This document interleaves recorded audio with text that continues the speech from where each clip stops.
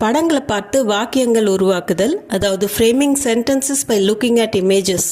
இப்போ ஒரு இமேஜை பார்த்து அதில் என்னென்ன நம்ம கண்ணுக்கு தெரியுதோ அதையெல்லாம் நம்ம சென்டென்சஸாக ஃப்ரேம் பண்ணோம்னா நம்மளுக்கு லாங்குவேஜ் கற்றுக்கிறதுக்கு ரொம்பவுமே ஈஸியாக இருக்கும். அதில் நம்ம நிறையா வேர்ட்ஸ் கற்றுக்கலாம், நிறையா சென்டென்சஸ் எப்படி ஃப்ரேம் பண்ணணும் அப்படிங்கிறத கற்றுக்கலாம். அந்த மாதிரி ஒரு 5 இமேஜஸ் தான் இந்த வீடியோவில் பார்க்க போகிறோம். ஒவ்வொரு இமேஜுக்கும் 5 சென்டென்சஸ் இருக்க போது. வீடியோ ஸ்கிப் பண்ணாமல் கடைசி வரைக்கும் பாருங்கள். உங்களுக்காக ஒரு கொஷனும் இருக்குது. வணக்கம், நமஸ்கார், welcome back to my channel. என் பேர் உமா. இப்போ ஃபர்ஸ்ட் நம்ம பார்க்க போகிற படம் இதுதாங்க. இது ஒரு கிராமத்து காட்சி. இது ஃபர்ஸ்ட் சென்டென்ஸ் இந்த இமேஜோடது. ஏ ஏக் காவ் கா திருஷ்ய ஹை. ஏன்னா இது, ஏக் காவ் அப்படின்னா ஒரு கிராமம், திருஷ்யனா காட்சி. இது ஒரு கிராமத்து காட்சி அப்படின்னு சொல்றதுக்கு ஏ ஏக் गांव का दृश्य है. மாடு மேய்ப்பவன் பசுக்களையும் எருமைகளையும் அழைத்து செல்கிறான். பசுபாலக் गाय भैंस को ले जा रहा है. பசுபாலக், பசு அப்படின்னா பசு, பாலக் அப்படிங்கிறது யார் வளர்க்குறாங்களோ அவங்கள பாலக்னு சொல்லுவாங்க. பால்னா அப்படின்னா வளர்க்குறது, பாலக் வளர்க்குறவங்க. ஸோ பசுபாலக் அப்படின்னா இந்த இடத்துல மாடு மேய்ப்பவன். गाय भैंस, गायना माடு, भैंसना எருமை. गाय भैंस को ले जाना அப்படின்னா அழைச்சிட்டு போகிறது. பசுபாலக் गाय भैंस को ले जा रहा है. மாடு மேய்ப்பவன் பசுக்களையும் எருமைகளையும் அழைத்து செல்கிறான். பசுபாலக் गाय भैंस को ले जा रहा है. அடுத்தது எனக்கு தெரியறது, அவன் குடையை பிடித்திருக்கிறான். उसने छतरी पकड़ी है. उसने पास्ट टेंஸில் நே வரும். उसने அவன், छतरी குடை, பக்கடி है அப்படின்னா பிடிச்சிருக்கான். छतरीங்கிறது பெண்பால், அதனால பக்கடி है. उसने छतरी पकड़ी है. அவனுக்கு இடப்புறமாக ஒரு பெண் நடந்து செல்கிறாள். उसकी बाईं तरफ एक महिला चल कर जा रही है. उसकीனா அவனுக்கு, பாய் தரஃப் அப்படின்னா இடதுபுறம், லெஃப்ட் சைடில், ஏக் ஒரு, மஹிலா அப்படின்னா லேடி, பெண், செல்னான்னா நடக்கிறது, செல்கர் அப்படின்னா நடந்து, ஜானா போகிறது, ஜாரஹி ஹை செல்கிறாள். உஸ்கி பாய் தரஃப் ஏக் மஹிலா சல்கர் ஜா ரஹி ஹை. உஸ்கி பாய் தரஃப் ஏக் மஹிலா சல்கர் ஜா ரஹி ஹை. பெண் காய்ந்த விறகுகளை கொண்டு செல்கிறாள். மஹிலா சூக்கி லக்கடியா லே ஜா ரஹி ஹை. மஹிலா அப்படிங்கிறது பெண்ணை சொல்கிறோம், லேடியை. சூக்கி அப்படின்னா காய்ந்தது, காஞ்சதுக்கு சூக்கி. லக்கடி அப்படிங்கிறது விறகு. சூக்கி லக்கடியா அப்படின்னா காய்ந்த விறகுகளை. லே ஜானா அப்படின்னா கொண்டு போகிறது. ஜா ரஹி ஹை அப்படின்னா செல்கிறாள். மஹிலா சூக்கி லக்கடியா லே ஜா ரஹி ஹை. பெண் காய்ந்த விறகுகளை கொண்டு செல்கிறாள். மஹிலா சூக்கி லக்கடியா லே ஜா ரஹி ஹை. கிராமம் பசுமையாக உள்ளது. இது 6th சென்டென்ஸ். ஆக்சுவலி 5 சென்டென்சஸ் தான் நான் பிளான் பண்ணியிருந்தேன். பட் 6th சென்டென்ஸ் இது கண்டிப்பாக சொல்லியே ஆகணும். ஏன்னா கிராமங்கிறது ரொம்ப அழகான இடம் எல்லா பக்கமுமே. அதனால் இதை சொல்லணுங்கிறதுக்காக தான் இந்த சென்டென்ஸ். கிராமம் பசுமையாக உள்ளது. गांव हरा भरा है. गांवனா கிராமம், ஹரா அப்படின்னா பச்சை, பரா அப்படின்னா நிறைந்தது, பசுமை நிறைந்தது அப்படின்னு சொல்கிறதுக்கு ஹரா பரா ஹே. கிராமம் பசுமையாக உள்ளது. गांव हरा भरा है. ஹரா பராக்கு பதிலாக நீங்கள் ஹரியாலின்னு கூட யூஸ் பண்ணலாம். இப்போ இது செகண்ட் பிக்சர் பாருங்கள். இருவர் வாழைப்பழம் விற்று கொண்டிருக்கிறார்கள். दो लोग केले बेच रहे हैं.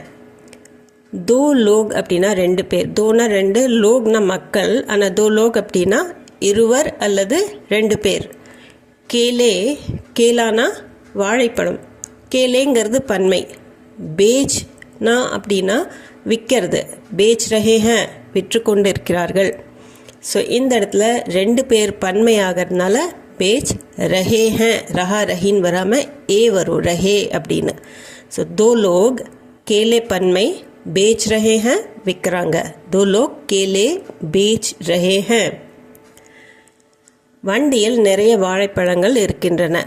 நம்ம என்ன கண்ணுக்கு தெரியுதோ அதை தான் சென்டென்ஸை ஃப்ரேம் பண்ண போகிறோம். ஸோ செகண்ட் சென்டென்ஸாக இது இந்த இமேஜ்க்கு. ठेले में बहुत सारे केले हैं. ठेला அப்படின்னா தள்ளுவண்டி, ठेले में வண்டியில். बहुत सारे அப்படின்னா நிறைய, बहुतனாலும் நிறைய தான், बहुत सारे அப்படின்னா எல்லாம் சேர்ந்து, बहुत सारे நிறைய அப்படிங்கிறதுக்கு बहुत सारे. கேலே हैं வாழைப்பழங்கள், ஹேன்னா இருக்கின்றன. ஸோ கேலேங்கிறது பன்மை ஆயிடுது. ठेले में बहुत सारे केले हैं அப்படின்னு சொல்லணும். எல்லா வாழைப்பழங்களும் பழுத்திருக்கின்றன. सारे केले पके हुए हैं. இதெல்லாம் எனக்கு தோன்றதுங்க, அதனால் நான் சொல்கிறேன். உங்களுக்கு வேறு ஏதாவது தெரிஞ்சதுன்னா நீங்களும் சென்டென்ஸை ஃபார்ம் பண்ணி கமெண்ட் செக்ஷனில் சொல்லுங்கள். எல்லா வாழைப்பழங்களும் பழுத்திருக்கின்றன. सारे केले पके हुए हैं. सारेனா எல்லா, கேலே வாழைப்பழங்கள், பக்கே हुए हैं பக்கா हुआ அப்படின்னா பழுத்திருக்குன்னு அர்த்தம்.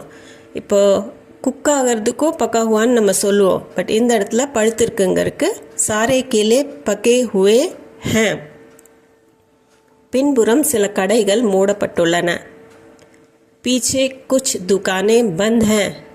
पीछे அப்படின்னா பின்னாடி, குச் சில, துக்கான் அப்படின்னா கடை, துக்கானே அப்படிங்கிறது பன்மையில் கடைகள், பந்த் ஹேன் அப்படின்னா மூடப்பட்டிருக்குது.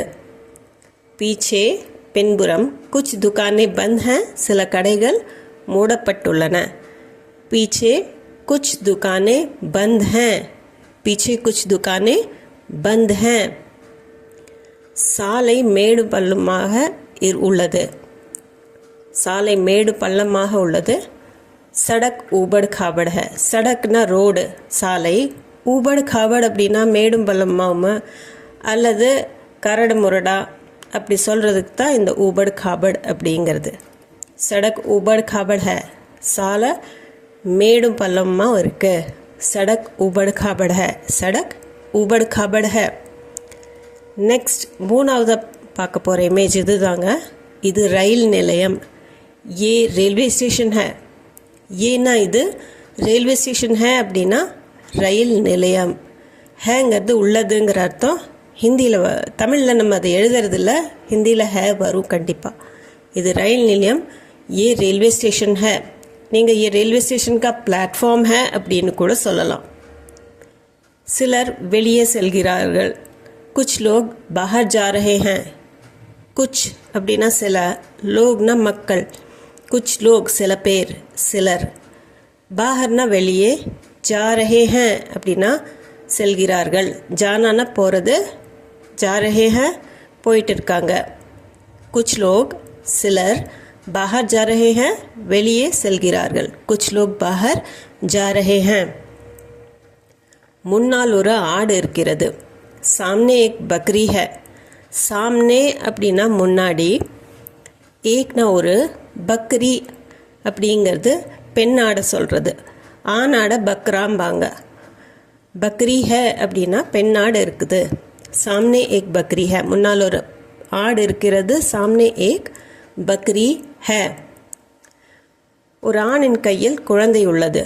ஏக் ஆத்மி கே ஹாத் மே பச்சா ஹே. ஏக் ஆத்மி அப்படின்னா ஒரு ஆள், ஒரு ஆண். கே ஹாத் மே அவனுடைய கையில். ஹாத் அப்படின்னா பன்மைக்கு ஒருமைக்கு ரெண்டுக்குமே கைன்னு தான் அர்த்தம். குழந்தை உள்ளது, பச்சா ஹே, குழந்தைய எடுத்துட்டு இருக்கான் அவன். ஏக் ஆத்மி கே ஹாத் மே பச்சா ஹே. சிறு பையன் பின்னால் நடந்து வருகிறான். छोटा लड़का पीछे चलकर आ रहा है. छोटाना சின்ன, லடுக்கானா பையன், சின்ன பையன் அப்படிங்கிறதுக்கு छोटा लड़का. पीछे பின்னால், சல்னானா நடக்கிறது, சல்கர் அப்படின்னா நடந்து, ஆனா வர்றது, ஆ ரஹா ஹே வருகிறான். சிறு பையன் छोटा लड़का பின்னால் நடந்து வருகிறான். पीछे चलकर आ रहा है. छोटा लड़का पीछे चलकर आ रहा है. இப்போ ஃபோர்த்தா இந்த இமேஜ் தானுங்க. மீனவர் படகில் அமர்ந்திருக்கிறார். मछुआरा नाव में बैठा है. மச்சிலி அப்படின்னா மீன். மீன் பிடிக்கிறவங்க மீனவர்களை மச்சுவாரா அப்படின்னு நம்ம சொல்லுவோம். ஸோ மச்சுவாரா, நாவ்னா படகு, நாவ்மே படகில், பேட்டா ஹே உட்காந்துட்டு இருக்கிறாங்க. மச்சுவாரா நாவ்மே பேட்டா ஹே. நம்ம தமிழில் அமர்ந்திருக்கிறார் அப்படின்னு சொல்கிறோம் மரியாதையாக. இங்கே நம்ம பேச்சு வழக்கில் மச்வாரா நாவ் மே பேட்டா ஹே அப்படின்னு நம்ம பொதுவாக சொல்லிடுவோம். ஸோ மச்வாராங்கிறது மீனவன். ஒரு சிறுமி அருகில் நின்று கொண்டிருக்கிறாள். பாஸ் மே ஏக் சோட்டி லட்கி खड़ी है. பாஸ் மே அப்படின்னா பக்கத்தில், அருகில். ஏக் சோட்டி லட்கி ஒரு சின்ன பொண்ணு, ஒரு சிறுமி. खड़ी है அப்படின்னா நின்றுட்டு இருக்கா. பாஸ் மே அருகில், ஏக் சோட்டி லட்கி ஒரு சிறுமி, खड़ी है நின்று கொண்டிருக்கிறாள். பாஸ் மே ஏக் சோட்டி லட்கி खड़ी है. சிறுமி சிவப்பு நிற ஃப்ராக் அணிந்திருக்கிறாள். லட்கி நே லால் ரங் கி ஃப்ராக் பஹனி ஹை. லட்கி நே அப்படின்னா பெண், அந்த சின்ன பொண்ணு. லால் ரங் கி அப்படின்னா சிவப்பு நிறத்தில். ஃப்ராக் பஹனி ஹை அப்படின்னா அணிந்திருக்கிறாள். ஸோ பெஹன்னா அப்படின்னா அணியறது. லட்கி நே லால் ரங் கி ஃப்ராக் பஹனி ஹை. சிறுமி சிவப்பு நிற ஃப்ராக் அணிந்திருக்கிறாள் அப்படின்னு சொல்கிறதுக்கு லட்கி நே லால் ரங் கி ஃப்ராக் பஹனி ஹை. பின்னால் இன்னொரு படகு இருக்கிறது. பீச்சே ஏக் ஆர் நாவ் ஹை. பீச்சே அப்படின்னா பின்னால். ஏக்னா ஒன்று, ஏக் ஆர் அப்படின்னா இன்னொன்று, இன்னொரு. நாவ் அப்படின்னா படகு. ஏக் ஆர் நாவ் அப்படின்னா இன்னொரு படகு. ஹேனா இருக்குது, பின்னால் இன்னொரு படகு இருக்குது. பீச்சே ஏக் ஆர் நாவ் ஹே. இரண்டு படகுகளும் ஒரே இடத்தில் நிற்கின்றன. தோனோ நாவ் ஏக் ஜகா खड़ी हैं. தோனோ அப்படின்னா தோனா ரெண்டு, தோனோ அப்படின்னா இரண்டும் அப்படிங்கிற அர்த்தம். தோனோ நாவ் அப்படின்னா ரெண்டு படகுகளும்.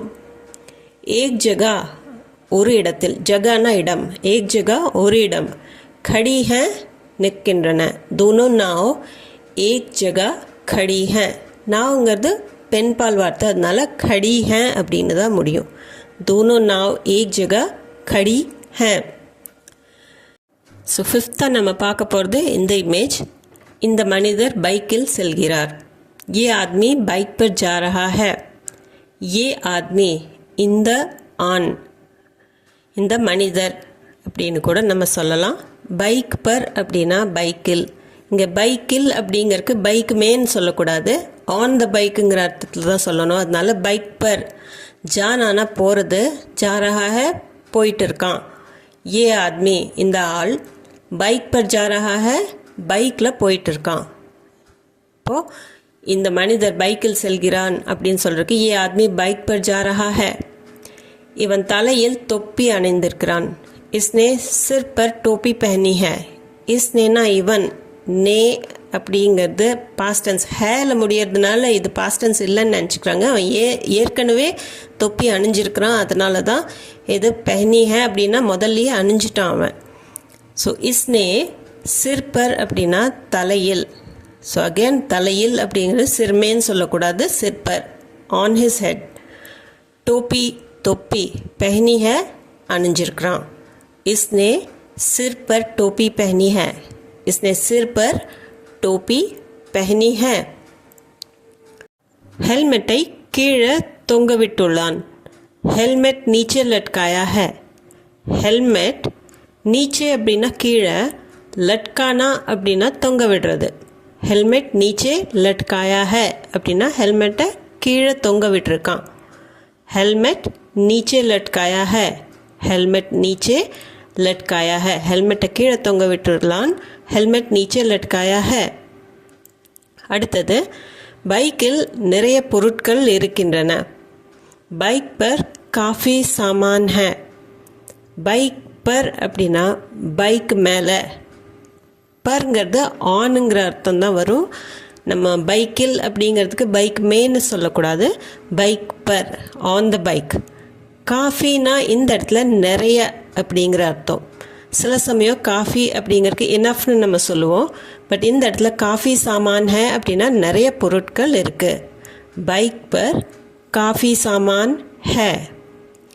அடுத்தது, பைக் வீட்டின் முன்பாக கடந்து செல்கிறது. बाइक एक घर के सामने से गुजर रही है. बाइक एक घर ना ஒரு வீடு, சாம்னே அப்படின்னா முன்னாடி, முன்பாக. एक घर के सामने से அப்படின்னா ஒரு வீட்டுக்கு முன்பாக. குசர்னா அப்படின்னா கடந்து போகிறது, கடந்து செல்கிறது அப்படின்னு சொல்கிறதுக்கு குசர் ரஹி ஹை. பைக்குங்கிறது ஒரு வண்டி, அதனால தான் இது பெண்பால் வார்த்தையாக எடுத்துகிட்டு குசர் ரஹி ஹைன்னு நம்ம சொல்கிறோம். பைக் ஏக் கர் கே சாம்னே சே குசர் ரஹி ஹை. இப்போ உங்களுக்குண்டான ஒரு ப்ராக்டிஸ் இமேஜ். இந்த இமேஜை பாருங்கள். இந்த இமேஜை பார்த்து உங்களால் எவ்வளோ சென்டென்சஸ் ஃப்ரேம் பண்ண முடியுமோ அவ்வளோ சென்டென்சஸ் ஃப்ரேம் பண்ணுங்கள். காமெண்ட் செக்ஷனில் அட்லீஸ்ட் 5 சென்டென்சஸ் ஃப்ரேம் பண்ணி சொல்லுங்கள். முடியலன்னா ஒரு 3 சென்டென்சஸாக சொல்லுங்கள். இதுக்குண்டான ஒரு ஹிண்ட் கொடுக்குறேன். நதி அப்படிங்கிறதுக்கு நீங்கள் நதிங்கிற வேர்டை யூஸ் பண்ணிக்கலாம். படகு அப்படிங்கிறதுக்கு நம்ம ஏற்கனவே வீடியோவில் பார்த்த மாதிரி நாவ். படகு ஓட்டுதலுக்கு நாவ் சலானா. ஸோ சென்டென்சஸ் எல்லாம் காமெண்ட் செக்ஷனில் கண்டிப்பாக சொல்லுங்கள். இந்த வீடியோ உங்களுக்கு யூஸ்ஃபுல்லாக இருந்திருக்கும்னு நம்புகிறேன். இது சம்மந்தமான டவுட்ஸ், கொஷின்ஸ் அல்லது உங்கள் ஃபீட்பேக் எதுவாக இருந்தாலும் கமெண்ட் செக்ஷனில் கமெண்ட் பண்ணி சொல்லுங்கள். அது போக நம்ம சேனலுக்கு நீங்கள் புதுசாக இருந்தீங்கன்னா சேனலை மறக்காமல் சப்ஸ்கிரைப் பட்டன் அமைத்தி சப்ஸ்கிரைப் பண்ணிக்கோங்க. இந்த வீடியோ பிடிச்சிருந்தால் லைக் பண்ணிவிட்டு ஹை பாயிண்ட்ஸும் கொடுத்துட்டு உங்கள் ஃப்ரெண்ட்ஸ் அண்ட் ஃபேமிலி சர்க்கிளில் யாராச்சும் ஹிந்தி கற்றுக்கணுன்னு இருந்தாலும், இல்லை நார்த்தில் இருக்கிறாங்க, வெளிநாட்டில் இருக்கிறாங்க, ஹிந்தி தெரியணும்னு நினைக்கிறாங்க, அவங்களுக்கெல்லாம் ஷேர் பண்ணிக்கோங்க. நான் மீண்டும் ஒரு வீடியோவில் உங்களை சந்திக்கிறேன். தேங்க்யூ ஃபார் வாட்சிங்.